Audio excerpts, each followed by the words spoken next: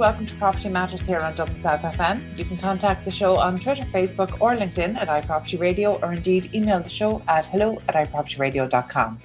First up today, I'm joined by show regular Vincent Harney, CEO of Anasorian. Vincent, you're very welcome back. Good morning to you, Carol. How are you doing? Good, thanks. Vince, the last time we spoke, we were talking about the revaluation of properties post-COVID. And I think even when we were having that conversation, we knew it was quite premature to be having that conversation. 6 months on, where are we in terms of, obviously the pandemic is not over, but we're certainly hope that we're coming out the latter end of it. Where do we stand in terms of real estate?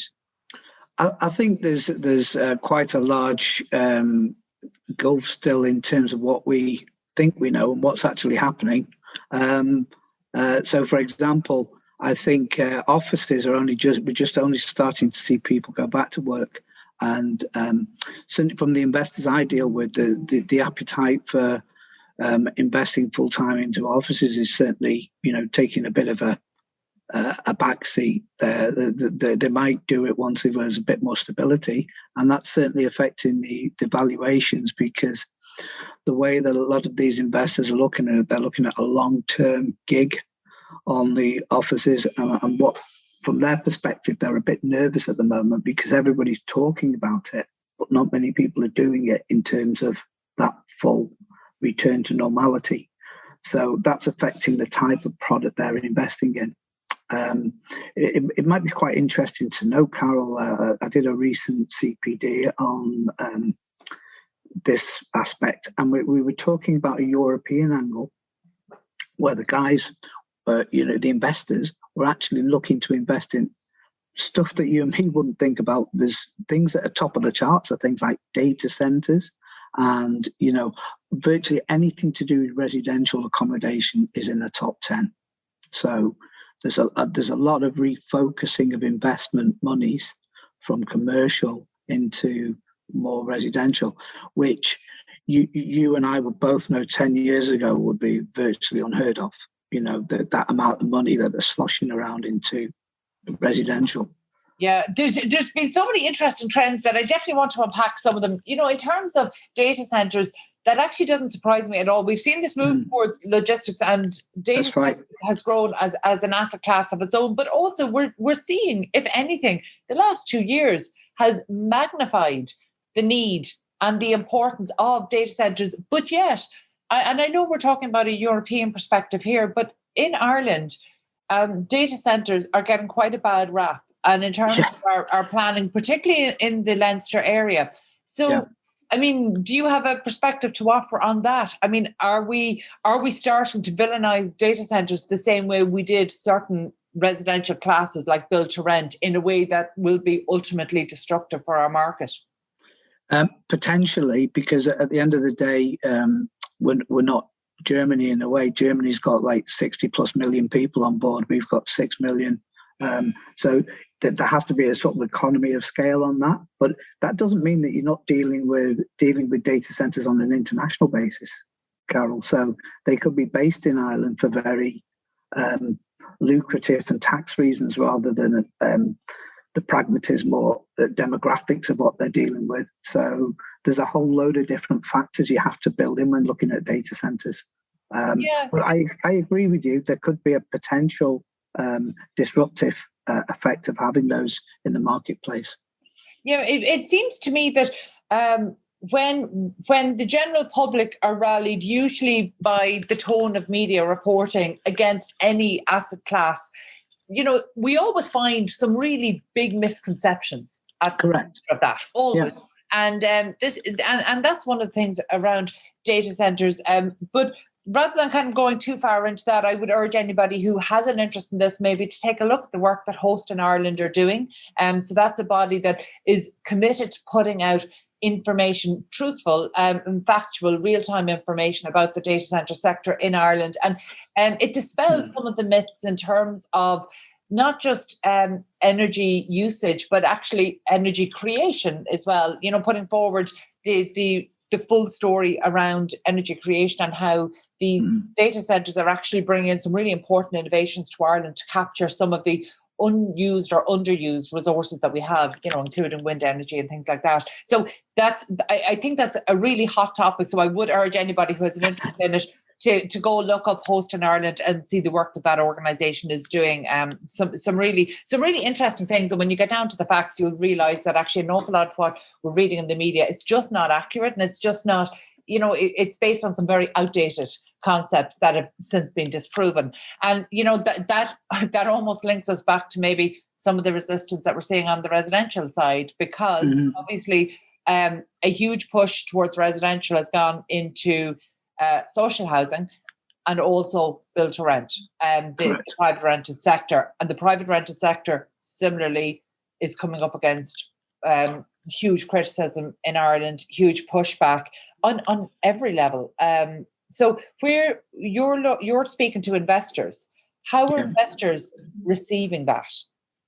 I think they're trying to mollify the whole situation, because as far as they see, it depends what type of product you're dealing with. If you're dealing with a proper lifestyle in capturing BTR scheme, i.e. it's part of the community and it embraces the whole community, and they don't see there's any issues at all, because the fact of the matter is they're providing something for the wider community. Okay, they're making money out of it for sure, but it's at no worse level than it would be if you went for a normal rental, I would say. But in fact, you've probably got more enhanced value with the private rented sector ones than anything else. So I think there's a little bit of, there's also a bit of what I call NIMBYism, not in my backyard. They just, the thought of having a BTR scheme in a nice area of Drumcondra doesn't really hold any sway with the locals. But to be honest with you, it's all about density and demographics as well. These schemes are required, and they don't have to be what they're painted out to be. But I think people like to paint them out to demonize them.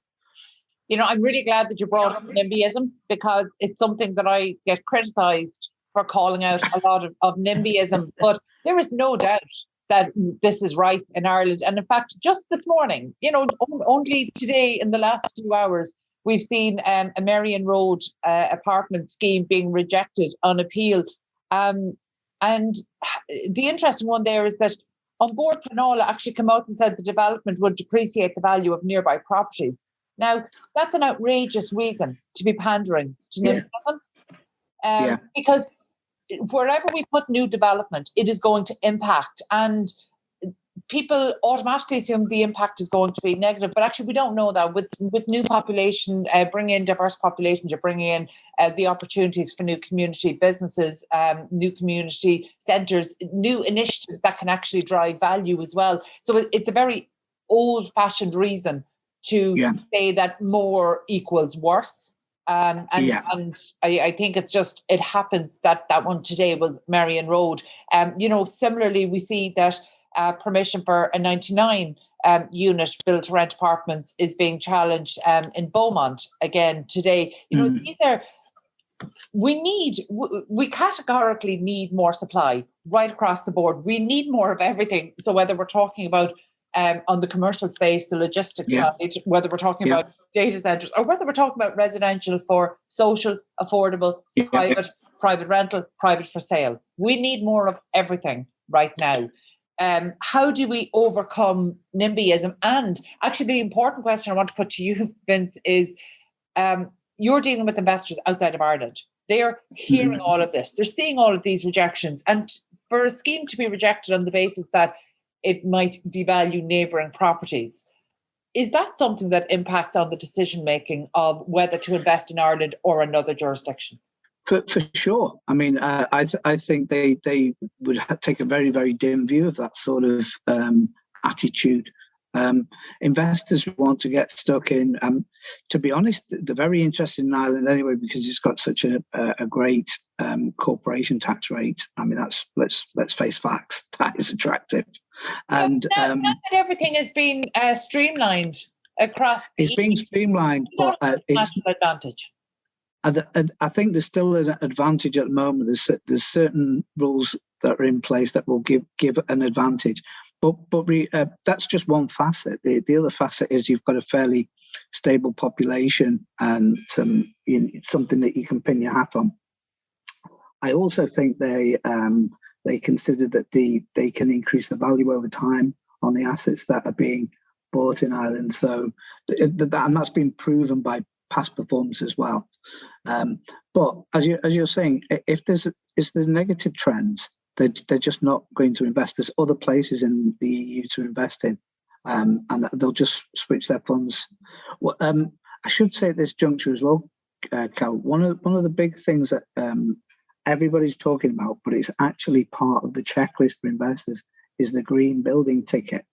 So, and it's not just a nice to have; it's a got to have with a lot of them, which is the other facet that quite a lot of the things, particularly Amber Planola, sort of like miss the boat on, is this is what people are looking for, and it's got longevity. Because what you have to appreciate is these investors are looking for the long term. They're not looking for 10 years. They're looking for 25, 30 years plus, right? And they need to make sure that everything's sustainable in the so it has to be that sort of high level grade stuff, and that particularly on the residential, and they'll create it if necessary. They'll drive that by appointing the right sort of builders, the right sort of materials, etc. But that's another thrust that is misunderstood again in the marketplace. A lot of people just see it as cost, right? Rather than there's an initial cost, but what you've got to factor in is a repayment period and where we're going to in the future.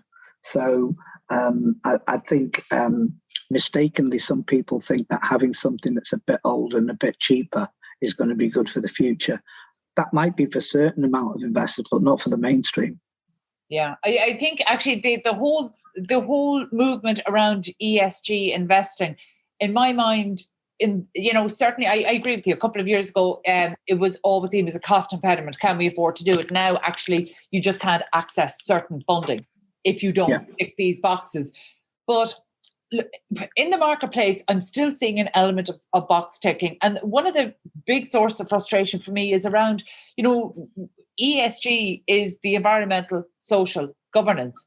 And yet all of the focus is on sustainability and the environmental. And actually, I think that if we were to focus on not just the governance, but particularly the social, I think that would actually... It would open up a broader conversation around placemaking that would help people to understand and welcome the benefits of our asset classes like build to rent and other. I think that we haven't put enough focus on social and governance, but particularly on social. And the last 24 months, all of the drivers have been around sustainability. And the reality is, we know that actually the community are looking for sustainability as well, and not just the residential community, your commercial teams, your corporate teams. So even around offices, we know that there's a huge amount of work there, and there's a huge benefit to be unlocked in engaging with the commercial occupiers of business parks and business districts. That hasn't been done in Ireland yet. I'm reading so many exciting and inspiring examples from outside of Ireland. I'm not seeing that done very well anywhere in Ireland. Am I? No, I sometimes, and forgive me if I sometimes think there's like a return to normality, and that normality is a normality of 10, 15 years ago, rather than a normality of what today needs to be. So I think the dialogue isn't happening really, Carol. They just return to the business parks, etc. Don't think outside the box on a lot of the issues. And I think there needs to be more, to be honest, to be fair, I'm not being unduly critical. I think there needs to be more lateral thinking with a lot of these people.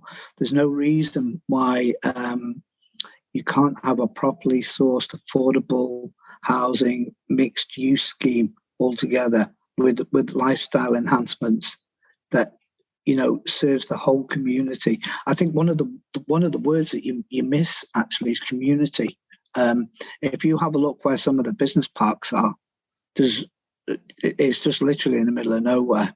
There's no sense of community. I think thinking about where you have businesses located should be where people are living as well. Yeah. I think that's a really important one. Actually, I was down in West Clare this weekend, and I had to drive to find the office of a charity that's involved in tree planting and things like this. And actually, when I used the GPS to find it, it is literally next to the offices of the Cliffs of Moher. And there's, maybe 10 or 12 what look like lockups in this park in the middle of the country. So you're driving past farms, down laneways, past farms to get to it. And actually, that's something that a couple of years ago I might have been critical of, where it's actually, I can see that this is a great way to let industry thrive within the heart of the community. And it was a really interesting setup, not one you come across. But, I think it's a great point you're making around community and where we're centering businesses. But it almost leads back to a point you made at the start of the interview here, where you talked about people are talking about going back to the office. We're not really doing it yet. And because of that, investors are taking a bit of a back seat and taking a wait and see approach. We're hearing about this mass resignation. I mean, I don't know. I haven't seen any of the stats on that. So everything we know at the moment is pretty anecdotal around that. But we do know that people's attitudes have changed. How they want to live and work has changed. For sure. And I think actually, Carol, it'll change for the better in some ways, because there's certain organisations that are already thinking to be appealing to everybody. So you're going to have the hybrid worker, you're going to have the worker from home, and you're going to have the full-time office-based worker. And there's certain companies that have already designed their projects and their commercial space to have each of those criteria, and each, obviously not the working from home, but certainly the capability for hot desk for those people should they want to come into the office, etc. So what is very commonly referred to as flexible working space. Now, I can see a lot of commercial developers sort of making their offering more tuned into that, because there's more value to be extracted from that because you've got it strated. But it'll be interesting to see how that's going to pan out, because nobody's thinking like that. A lot of people are thinking, oh, we need to build a 10-floor block of commercial offices and on 15-year leases like we've always done. And to be honest, that's not going to happen. People are just not into signing for a 15-year lease on an office space. These things are changing rapidly. What you're finding maybe is that you'll find people will sign up to renewable 2-year leases and things like that, where they'll have a shorter term lease, but they're more likely to stay for the longer term. But how are building owners and operators going to, there needs to be structural change then on the financing side of it to accommodate? Absolutely. To organise it, they need to, this might sound strange, but they need to think a bit like a BTR operator, because those guys, what they deal with is a lot of short-term rentals, a lot of cash churn, because they get paid weekly, monthly. You can structure the whole finance setup to be more like that at the base level, and then at the longer term at the more traditional level. But you need to be fully aware of how your cash is playing out throughout the life of the asset. So what I'm going to say is that you're going to get quite a lot of income generation from a scheme like that.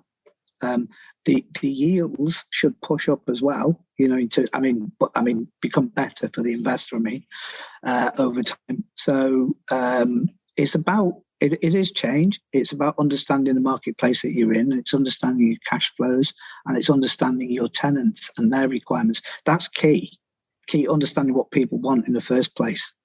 Yeah. You need to understand the marketplace you're in, not the marketplace that you want it to be. But I think it's really important to point out here is that actually I'm not sure consumers of these spaces know exactly what they want and what their teams want yet. I think that's still unfolding. It's still evolving. It's a little bit like if we were having this conversation 18 months ago, everybody was loving everyone was loving working from home. And then 12 months ago, people were getting pretty sick of that. Trying to come back to the office. And then another 18 months, after lockdown, we were seeing that people start to settle into a routine. So actually, I still think it's too early for teams to know these requirements. Yeah, Carol, I agree with it. It is too early to know. But all I'm saying is that I think you have to be a bit of you have to think forward, because that's why I'm saying if you've got a flexible office based solution, you're going to be more attractive to more people. So don't cut off any of your suppliers, what I'm saying. Yeah, no, absolutely. And actually that brings us to something really interesting, some really interesting CPDs that you're delivering through the SCSI in Ireland right now, repurposing asset classes. That's a really hot topic at the moment, given the level of vacancy and dereliction and everything. That's right. How does that work? Essentially what's happening is if you've got some old commercial properties or whatever, even retail properties, and they're not performing, and for whatever reason they're not performing, a lot of people are looking to repurpose those as predominantly residential. It's quite interesting to note this is a European-wide thing. It's not just limited to Ireland or the UK. It's very much because commercial operations, and particularly in city centres and localities, are becoming unattractive. maybe the thing.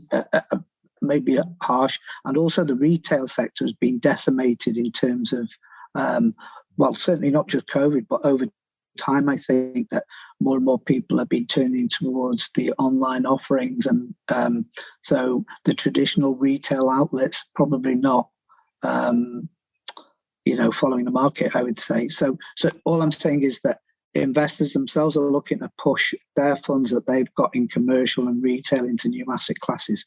If they have an opportunity to repurpose any of those assets as new assets, they're going to take it.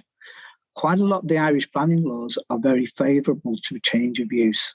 So particularly if you're changing it to residential, there's going to be a limited amount of resistance to a lot of that in various places. So I think that's on the cards. I would also say that they're very interested in doing any of the things we talked about before, data centres, logistics, all that sort of thing. So if they've got a retail park that they convert into a logistics park, happy days. That's what they'll do, because there's more value there. But one document I would say would be very, very interesting to read is the Urban Land Institute and the PricewaterhouseCoopers Emerging Trends in Real Estate. They produce this every year, and the 2022 edition is very, very persuasive in what is happening in people's mindset in repurposing assets. I think it's not being talked about, it's being done. And if you have a look on the list of what's in the top 10, it's predominantly residential and what would be considered to be more alternative. One thing you'd think would be the most sensible thing to invest in retirement living, so that's in the top 10 because the population is getting older and hanging around for longer. And it's to provide that assisted living as well. So there's a whole load of factors that people are looking for longevity of income producing assets. Actually, we never talk about retail enough on this show. And only in the last couple of days, I read a Forbes article about how Gen Z is driving growth in new shopping formats, but that retailers, either they're not listening or they don't know how to adapt to these changing needs. But, it's really interesting to see how consumer trends are jumping ahead of the offering. And these are not necessarily traditional offerings. These are some of the more experiential and some of the more forward-thinking offerings. Yeah. Yet they just can't keep pace with how quickly consumers' attention and demands are changing. So I think it's a really important one. I'll definitely include in the podcast information here, I will include a list to that report you referenced. I haven't read it myself, So, but it sounds interesting. The ULI, it's really good. It's very much an international flavour, Carol. Really. So I suppose in terms of the CPDs that you were offering, what was the main takeaway, say, and again, I know you're looking at the European perspective, but say for the Irish marketplace, I mean, are we looking at doing this on large scale or kind of small scale? Are we looking at targeting space over shops and that kind of vacancy, or is it all large scale at the moment? I think it may be large scale initially, but it might, because I think there's always a place for your bespoke bijou retail outlet and the village outlet, if you know what I mean. It's a community service rather than a retail outlet, if you know what I mean. So there's a different type of status there, but certainly one of the things I would say about Ireland as well in terms of the investment, it's like you've got German investors and French investors leaning heavily into the marketplace and wanting to extract value. So they might be really looking to get some of these assets for next to nothing to convert them. Have we made that, has Ireland made that attractive enough for overseas investors? I think it has, because I was reading the other day about a survey of who's investing in Ireland, and I was a bit taken aback. I was quite surprised that there was it's becoming very, very investable for a variety of reasons. I think the fact that they can pick up some of the assets in the first place. In Europe, there's a big fight going for any particular asset coming up for grabs. In Ireland, if you can identify the asset, you can pretty much secure it, because a lot of these funds have the weight of the money without the competition in investing in it. So it makes it very interesting. But how important then are our policy regimes and even the certainty of our policy regimes, because so much has been in flux over the last 3 to 4 years? Well, that's true. I agree with that, but I think the stuff they tend to invest in is pretty solid and future-proof from their perspective. So what you'll see is a massive surge of investment into BTR schemes, into student accommodation, and they will start investing into the repurposed vehicles if they see they've always got an eye for a bargain. You see, so yeah, that's a fair point. Yeah. Okay. Vincent, thank you so much for joining us today and taking us through that. Again, these are conversations that are really just unfolding, and I hope we'll be able to touch base again in another few months just to talk about this and to see which of those trends are really moving forward and which the investment community is getting behind. So for now, thank you so much for joining us. That was Vince Harney, CEO of Anasorian, and we need to take a quick break. Stay tuned. 93.9 Dublin South FM. Green Councillor Oisin O'Connor filed a motion with Dun Laoghaire-Rathdown County Council to remove a site in Kiltiernan from the Strategic Land Reserve. So, Tom, just from the point of view of listeners, what is the Strategic Land Reserve? Well, it's a piece of land that would be put by for future development plans and would be considered for rezoning then. But sure, all land would be considered in any future development plan. But by highlighting this piece, would certainly put up the value of land, because people would think this is the next piece of land that's going to be rezoned. We don't know what the need for land will be within the next 2 or 3 development plans, and the development plan lasts for approximately 6 years. This development plan we're making at the moment is from 2022 to 2028. Okay. The planning regulator already has said that we have plenty of land zoned within Dun Laoghaire-Rathdown. He's made a strategic reserve down near Old Connacht, because that's going to be a development area alongside Bray there as well. It'll be serviced close to Lewis, and of course, it'll have Bray Town Centre nearby, but it'll also have its own facilities within the development area as well. Okay. And that's the only reserve that was put in by the regulator. They asked the county council to do this. It was part of the regional planning guidelines. It's the regional authority as well. So we abided by that, and even there was, some worries by councillors about making this as well, that we felt we didn't need it. Yeah. And then when it was put forward that other areas should be done as well, we just felt this was wrong. The planners are against it, and I'm sure the planning regulator will be against it. And that's why we're seeking to take it out. I guess, how does the Social Democrats stand on this one? You're against it as well, are you? I voted against it in October. It was proposed last October. Unusually, it was a motion from the floor, as it's called, which meant that it arose on the night. It was not deemed to be part of the requirements in terms of the strategic land reserve. By definition, the strategic reserve is something that's put in place just in case, and to have an additional separate piece of land added to that reserve without due consideration, without due planning by the experts in the field, it wasn't, to my mind, deemed appropriate to simply overnight give this allocation to this stretch of land. And where in Kiltiernan is this particular stretch of land? I understand it's on the west side of the Enniskerry Road. And is it a very big site, or how much does it stretch? I think it's 20 acres. 20 acres about, I think. For apartment and mixed use? Well, this isn't zoning now. This is simply... a reserve? Yes. Okay. Giving it an allocation of strategic land reserve. It's like outline planning nearly, you know. You can get outline planning for a house.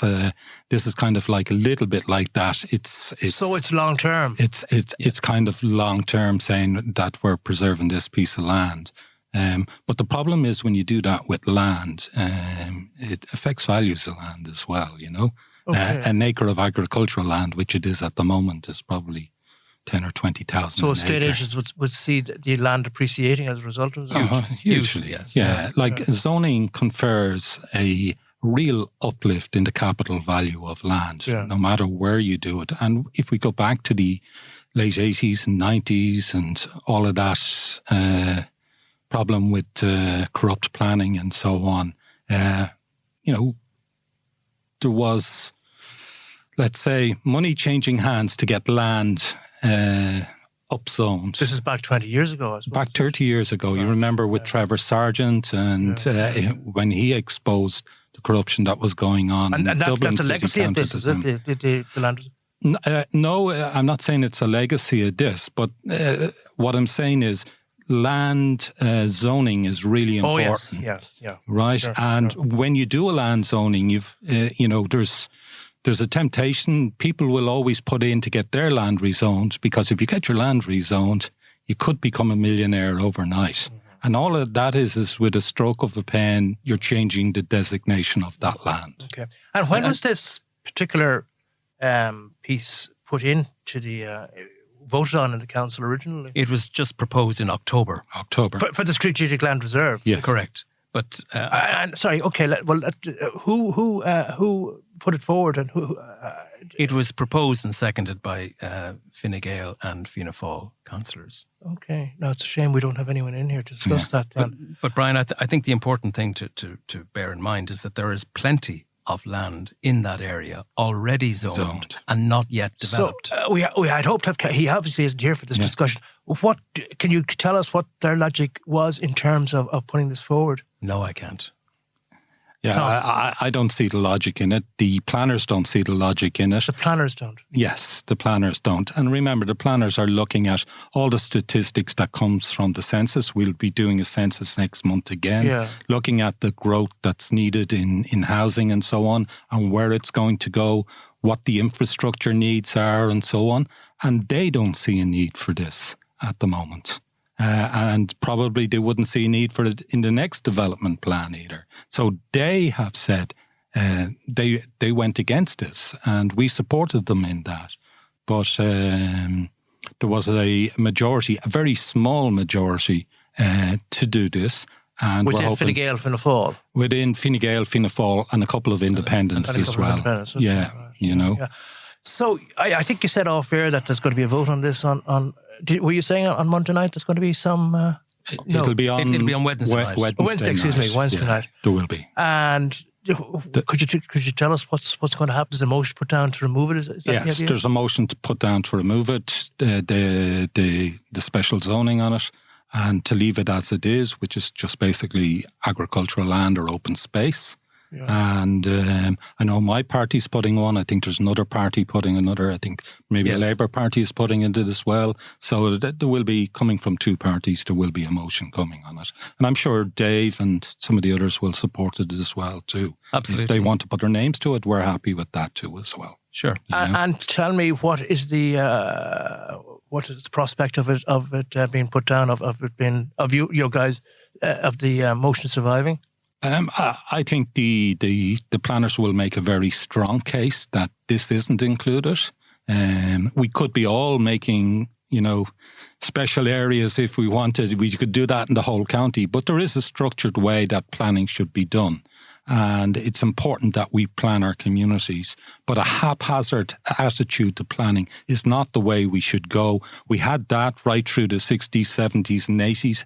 Didn't benefit this country, and we need a more structural way of planning for the future. But to get back to Wednesday night, are the numbers stacking up at the moment? I think they might. It'll be tight. It'll be tight. Brian. It could go either way, I'd say. Right. Okay. Yeah. But it's important to remember that there are existing lands zoned already for development, a lot of which is simply not yet developed. Yeah. We are coming down with planning applications that have been approved, but not yet actually undertaken by the developers.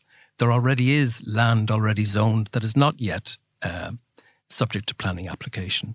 There already is a strategic land reserve in place, even if that need is exceeded in terms of the demand. So we don't need this. It is, as Tom says, it's an unstructured method by which this is being proposed, and I don't think it's appropriate. Just before we wrap up on this, since you're talking about planning applications, because it's well known that there's a major housing, from the point of view of price, I suppose, really, in the county. Projection-wise, are there enough applications going in to serve the county for say, the next 20 or 30 years?